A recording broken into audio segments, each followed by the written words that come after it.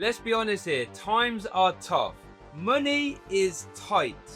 And for most people, hobbies are the first things to go. But I wanted to challenge that. So today I'm proving that for less than £15, which is the same as a takeaway, that you can build an entire Pokemon deck and do well at events. So I built not one, not two, but 3 complete Pokemon decks. One for £5, one for £10, and one for £15. And then took them to the Utrecht Regional Championships, where I'm going to challenge World Championship level players with them and see how we do. But then at the end of the video, I'm actually going to enter a full official tournament with one of these decks. And trust me, you aren't going to believe how it ends. So first, let's start off with our £5 deck. Right, so let's be honest, £5 doesn't really buy you a lot these days, apart from maybe a Tesco meal deal. So building an entire Pokemon deck on this budget is, well, extremely painful, I'll be honest. At first I wanted to build Mamoswine EX, but that was just too expensive. So after hours of scouring our standard card pool, eventually one card did jump out at me. A big, tanky stage 2 Pokemon that had the perfect blend of disruption, power, and just awkwardness, to be honest, with just enough spice to make our opponent's life difficult. And it is none other than the one and only Journey Together Tyranitar. For just 2 pence, we get 190 hit points on a 1 prize Pokemon, item locking your opponent via its ability, and 150 damage attacking Crackling Stomp, which actually discards the top 2 cards of your opponent's deck. And that's going to be extremely relevant later on, you'll see why. In a format full of item cards where decks need them to function, I'm actually a little bit confident with old Tyranitar here. And yes, it's a stage 2 Pokemon, yes it attacks for 2 energy. But since we're only playing the Tyranitar line cards here, we can chock the deck full of consistency cards like Colress to find ourselves energy in stadiums, Arven to get items and tools, and Jock to get evolution Pokemon. And since normally we'll be behind on prizes, we can use reversal energy to keep us attacking for 1 energy attachment. So I was feeling quite confident about the deck, but then I ran into a massive problem.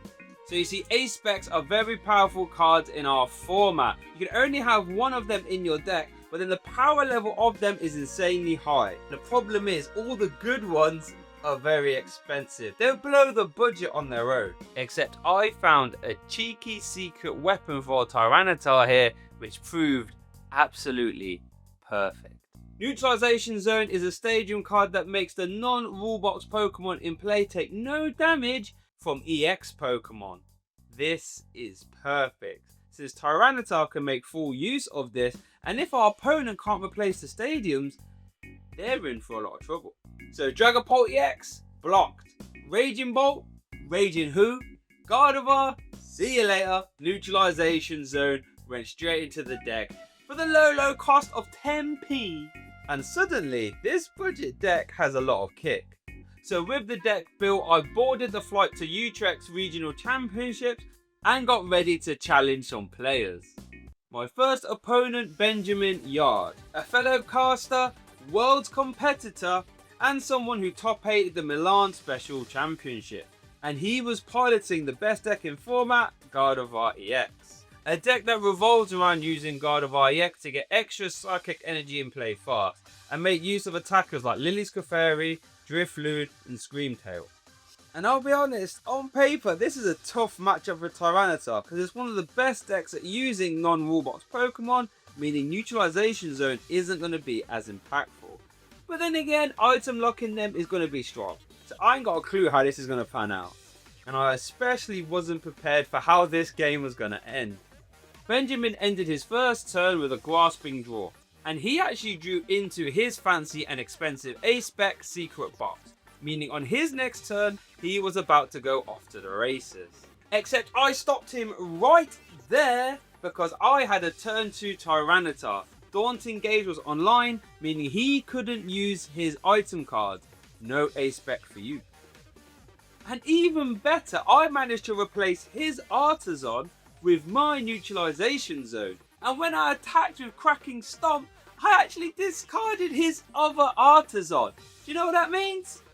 That means he had to play around neutralization zone for the rest of the game. Oh, Benjamin was in trouble here. Now, eventually he did get set up and was able to use a Screamtail to take out my bench Pupitar, which is actually a little bit scary, so that means setting up our next Tyranitar is going to be tough. But then a Cracking Stomp actually discarded one of Benjamin's Ionos. This is very important, remember this for later. And then eventually Benjamin knocks out my active Tyranitar with a Monkey Dory plus Drifloon combination KO. But then I noticed something. Look at Benjamin's deck. Let's zoom in real quick. It only has 3 cards left. Cracking Stomp discards 2. So that means if I was to use Cracking Stomp to take the KO and discard the top 2 cards of his deck, if he can't immediately shuffle some cards back into his deck, on his next turn when he can't top deck to begin his turn, he will lose. And that's exactly what I did. So I attacked with Cracking Stomp, and because Daunting Gaze stopped him from playing any item cards like Super Rod, and we decked him out and won the game! The £5 deck just beat a world level player. Budget decks 1, rest of the meta, nil. Act 2, the £10 deck. So at EUIC earlier this year, I had a pretty surreal moment. The artist Unishida actually signed this print artwork of the special illustration where Iono's Bellibolt. So I've always had a little attachment to the little fella. And after that, my very first booster box of Journey Together actually had 3 Iono Bellibolt in it. So I'm not saying it's fate, but I kind of have to play the deck now, right? And on paper, Iono's deck looks pretty strong. Iono's Bellibolt's ability lets you attach as many lightning energy as you like to your Iono's Pokemon. Iono's Killer Watch Rule lets you draw to have 6 cards in your hand, discarding energy of course. And then Iono's Voltorb hits super hard with its Voltage Chain attack. What's not to love? It's linear, it's aggressive, it's fast, and relatively easy to play as well. And with a deck list tuned by the mighty Brent Koosmans himself, a really high level European player, I was feeling pretty confident. But then, disaster. When I unpacked my bag in Utrecht and looked for my Iono Bellibolt deck, I only had a 2-2 Killer Watch line, not a 3-3 like I originally needed. So this deck is operating not at maximum capacity. But you know what? This might be a blessing in disguise, because when you're going to events, your deck might not be exactly what you need it to be. So we ball out anyway. My first match is against Callum, and he actually top 32'd the Utrecht event I was currently at. And he did it with the very same deck he's playing against me right now. So this is gonna be pretty tough. He was playing Dragapult EX, a deck that terrorizes the metagame by doing 200 damage into the active, and then you get to sprinkle 6 damage counters on your opponent's bench Pokemon. So with cards like Monkey Dory, you can actually manipulate bench damage really well and take scary 3 or maybe even 4 prize turns with ease. And to kick the games off, Callum's Budu was actually being super annoying. See, it was item locking me, meaning my setup really wasn't that good. And eventually he pivoted into using a Mind Bender for Monkey Dory to get extra damage into play and confusing me as well. And this damage here for Monkey Dory was actually super relevant, because he ended up KOing the Bellibolt a few turns later, taking a few prize cards at the same time. His pesky EXP share was keeping energy in play, meaning I couldn't remove it fast enough. Now I did manage to scrape my way to having 1 prize card remaining, but it just wasn't enough. And Callum ended the game in the most embarrassing way possible for me. He used Itchy Pollen for game. Hanging my head in shame. So that means our budget decks are now currently 1-1. But I wasn't done against Dragapult yet. I wanted my revenge. So I ran into Benjamin Yard at the hotel again, and I said, let's run it back. And this time he was playing the slow Dragapult EX version, just like what Callum was playing earlier. But I still knew I was onto a winner in the last game. Slowpoke doesn't play a lot of energy acceleration, so if I can remove it as he's attaching it, I can buy myself some wiggle room. And that's exactly what I did, using Boss's orders to bring up Benjamin's Dracloak of energy on and quickly KOing it. So you have... This is a crazy turn, Rabbit. Give me that. Nice. Give me that. This bought me some breathing room.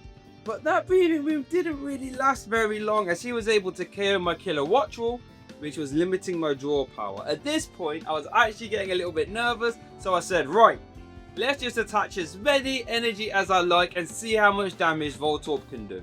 And I was 10 damage short. No! Benjamin punished me again by KOing my other killer Watchwall, meaning I had no draw power on board. But somehow I actually wasn't out of the game yet, because all he needed to do realistically was get a second Dragapult EX and he wins the game right here. But somehow after 3 recon directives and Iono and I flipped the script, he missed the Dragapult. So he was forced to attack with Blood Moon Ursaluna instead. And luckily for me, Blood Moon Ursaluna's hit points is only, I say only, 260, which is a lot easier to hit than 310. So I dig, attach energy and was able to KO the Blood Moon Ursaluna, meaning we took another win, our budget warriors, meaning we are currently now 1-1 with the Iono deck. Next opponent. Next up we have Stephen Chan, a world level player, and he is playing Charizard Dusknoir. This is actually very scary, because if we thought hitting 310 damage against Dragapult was hard, how are we going to hit Charizard's 330? So I took the first prize with Bellibolt, feeling pretty good, but then Steven did an absolute monstrous play, using Dusclops ×2 to get an extra 100 damage into play, meaning Burning Darkness was now dealing enough for a KO. What am I going to do? This Charizard is scary. All I can do is send up a Volt Orb and try and 2-hit it. But while Steven was swinging with his Charizard, his board wasn't really getting developed. He was dead drawing. This gave me a narrow window where if I KO'd his Charizard, he had to respond immediately, because now we were both on 1 prize card left. But he missed the Charizard, so all he could do was attach extra energy with Chi-Yu and hope I couldn't KO it. But of course I could, meaning I won! Meaning Iono's is now 2-1. But our next opponent is probably going to be our toughest one yet. The mighty Joe Bernard, a fellow content creator, a fellow caster, and a special event champion. He's been playing the game for a long time, so I knew this was going to be very tough. And he was playing Guardevoir EX. And I did something you are never, ever meant to do against Guardevoir, and that's let them steam ahead. Guardevoir is one of the best combat decks in format, maybe even of all time, so giving it the lead is disastrous. And while I did manage to get down to 1 prize card remaining, I realistically never, ever had any hope, and he beat us. Meaning Iono's Bellibolt finishes the round, 2 wins, 2 losses. That means we need a tiebreaker, and that's exactly where our £15 deck comes in. And this time we're going to enter an official event, Nowhere to Hide, best of 3 action. And you might be surprised with just how well it really goes.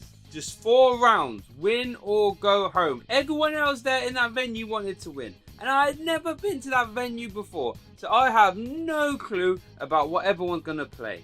Although I was fairly certain the room would be filled with Monkey Dory decks.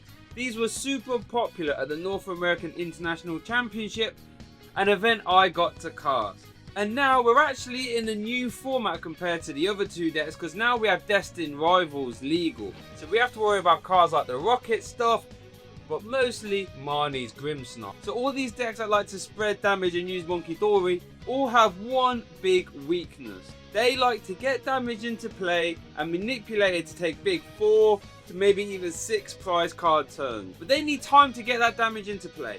So if I can one-shot their attackers really fast, they're not going to have the time needed to set up these monstrous multi-prize turns. The only problem with trying to utilize this strategy is that, well, if there's any good cards that one-shot really fast and are easy to use, they're A, going to be really expensive, and B, hard to come across. Now, Raging Bolt does fit that bill, but these are really expensive. So I had to keep looking. Hours looking through our standard card pool. And then one card jumped out at me, and it only cost 10p each, and it could be our main attacker. Slaking EX. EX. I've always adored this card and thought it had a ton of potential. Its attack does a massive 280 damage and for only 2 energy attachments. Now you do have to discard 1 energy to use the attack, and that's annoying. However, if you were to utilise boomerang energy, you'd actually get that energy straight back after attacking. So I was pretty set on using Slaking. However, we had a couple hurdles we had to overcome. Consistency and that damage. Because while 280 damage is still good, I mean, look at the format. Everything has over 300 hit points now. Guardevoir, Dragapult, Charizard. So how are we going to make up that damage? Well, in 2 ways. First way, a supporter card Black Belt's training that boosts our damage by 40. So that means any 320 hit point or less attacker, we can one-shot. So that's Dragapult and Guardevoir, see you later. And for everything else, our A-Spec Max Belt will be just fine. A tool card that boosts our damage by 50 when we're hitting into EXs. That even reaches Charizard EX. I am loving this. So how do we fix our other problem, consistency?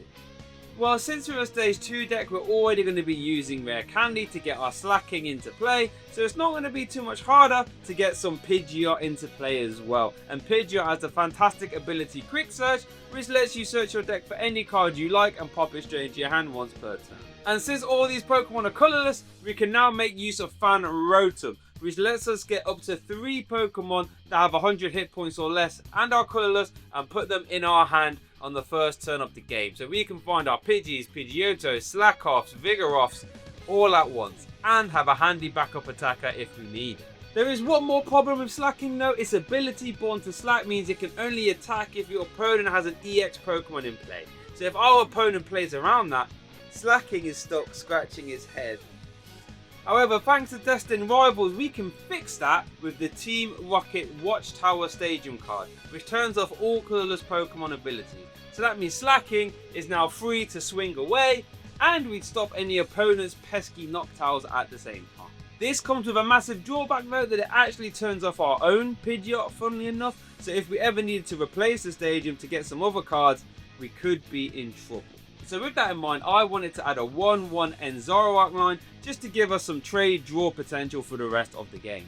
So this was all looking well and good, except I was up to 1 AM building this deck the night before the event, meaning I didn't play a single game with this deck before the tournament. That didn't matter though, because I had a target to win 3 rounds of 4. That would place me in the top 4 of the event, a result which I think most of the player base would be happy with. So could I do it? Could I place in the top 4 at a local event with a deck that costs less than this takeaway? Well, there's only one way to find out. Let's get to the event. So our first round was against Amani's Grimmsnarl deck, and this actually scares me a little bit because the longer the game goes on, the more the game favours them. That means you can throw your attack very easy, 180 damage into the active, and you get to spread 30 to one of your opponent's bench Pokemon. And since Punkop is very self-sufficient, you can use your energy attachments for the turn to attach onto Monkey Dory, meaning any damage you spread into the Grimmsnarl can come straight back. This means one-shotting the Grimmsnarl is of utmost importance. And they also place Freezing Shroud, the Frostlass as well, so there is damage flying here, there and everywhere. I have to end this game quick, because with all that damage in play, they can use a TM Devolution to de-evolve all my Pokemon at the same time, and that would be terrifying. And spoiler alert, it comes up later as well. And in game 1, I actually prized both my Pidgeot EX, so I had no access to Quick Search. And that's exactly why we put N Zoroark in the deck, so at least I was able to draw through. But back to game 1, I was actually able to win because my opponent didn't really set up very well, and I had a Slaking with a Boomerang energy and a Max Belt that was just swinging and swinging away. But that game 1 went kind of long, so there wasn't enough for game 2 to finish, meaning I got the win. Round 1 goes to Slaking. Round 2 was against Marnie's Grimmsnarl again, and this match was actually streamed. Game 1 again, I found myself in trouble because I was getting hit by itchy pollen, so I couldn't use any items. That means Pidgey and Pidgeotto had to do a lot of the early game heavy lifting, something you don't really want to have to be doing. But luckily for me, Pidgeotto's attack is actually enough to KO a Budu, which I did. And my opponent was able to Night Stretch and bring it back, But that's okay, because I was eventually able to get into my big Pidgeot EX and start using quick search to get myself back into the game. And Blustery Wind was actually applying a ton of pressure. Enough pressure that my Pidgeot was actually able to take all 6 prize cards unanswered. My opponent, well, he drew pretty poorly. Game 2, however, that was very different, because my opponent was setting me up for a deadly trap. And it was a trap I could do nothing about. He had the dream scenario out. Double Monkey Dory, double Frostlass, meaning that while it looked like I was ahead for most of the game, he was about to spring a deadly trap. And completely board-wiped me using Technical Machine Devolution. He just took a 4 prize card turn on me. And there was realistically nothing I could do to respond. But time was called. So realistically, I had no way to win this game. All I could do is make sure my opponent couldn't take his last 2 prize cards on his next turn. And that was looking pretty tough. I had exactly 1 out. And it relied on using Blood Moon Ursaluna in combination with Jet Energy to get it into the active, KO the active Monkey Dory, and just cross my fingers that my opponent didn't have boss's orders to win. And luckily, he didn't. Meaning we are now 2-0 with Slaking. Come on! As we were shuffling up for round 3, my opponent was telling me that he was 1 win away from making day 2 at the European International Championships earlier this year, which is actually the 2nd biggest Pokemon event of all time. So that means I was feeling a little bit nervous. However, when he flipped over Charmander, I started to feel a little bit more confident, because Charizard Pidgeot is a matchup I am much more comfortable with. You see, we are able to one-shot a Charizard EX using Max Bell at the start of the game, whereas our opponent has to do a lot of fiddling and wait to the late game before they are able to respond with big one-shots with Burning Darkness, meaning the game is constantly in my favour. And that's exactly how game 1 panned out, you see. I was able to stick Max Bell, Slaking, EX, and just take 6 prize cards ridiculously fast. In game 2, I was blundering hard though. You see, I was forced to discard my Team Rocket's Watchtower early on, and my opponent cottoned onto this and played beautifully, not evolving into an EX, meaning my Slakings were forced to just sit around and do nothing. Eventually, I was able to start using Blustery Wind with Pidgeot to start taking some prize cards. Thinking that my Pidgeot wouldn't be able to survive long, I attached a counter game to my other Slaking, so it would be easier for it to attack once Pidgeot got KO'd. And again, my opponent cottoned onto this, so that now means my bench Slaking can never one-shot a Charizard EX at full health, because even with Black Belt's training, we're capped at 320. Meaning I was just forced to sacrifice 4 prize cards to this Charizard. It was looking pretty tough. But don't worry, I had a killer comeback turn on up. Rare Candy, Slaking, Max Belt, boom, big KO. Now there wasn't enough time for this game to finish, but I was very far ahead. And we actually ended up playing the next few turns out anyway, just to see what would have happened. And I won. But that doesn't matter, because I would have got the win anyway. So now we are 3-0. That means I'm guaranteed to make top 4 now, and only 1 win away from winning the whole event. Round 4 though was against Guardevoir EX. This is a matchup I'm not looking too forward to, because they play a lot of 1 prize Pokemon that Slaking really doesn't want to have to deal with. Game 1, Slaking was a little bit slow to get out of the gates, but Pidgeot was fine, taking a couple prizes here and there. And then my opponent evolved into 2 Guardevoir EX at the same time, meaning all I had to do was send up 1 big Slaking with a Max Belt, KO a Guardevoir EX, boss's orders KO the other one, and that was all she wrote for game 1. Game 2, I was really slow out the gates. My opponent was applying pressure, and my opponent was using Scream Tail to KO my benched Pokemon before I had a chance to evolve up. This was getting a little bit dicey. I was using Pidgeot to respond a little bit, but quite honestly, my opponent was in the driver's seat. But then eventually Slaking did hit the field, and I was able to use boss's orders to bring up a Guardevoir EX and give it a big KO. The problem was this opened me up massively to Drifloon for a response KO, and it didn't look too hard for my opponent to do. However, he didn't have enough psychic energy in the discard pile to get a big KO. Might be getting away with this. And as time got called, I was way too far ahead at this point now for him to make a comeback. Meaning we did it! We went undefeated on 4 wins, 0 losses at the event, all with my Slaking deck, which you can buy for cheaper than this lovely scrummy takeaway.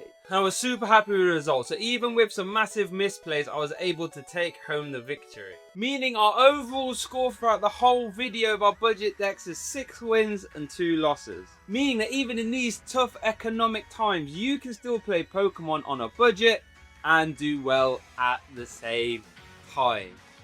Absolutely love to hear it. Now if you excuse me though, I'm going to finish off those fish and chips. Thanks for watching and I'll see you all next time.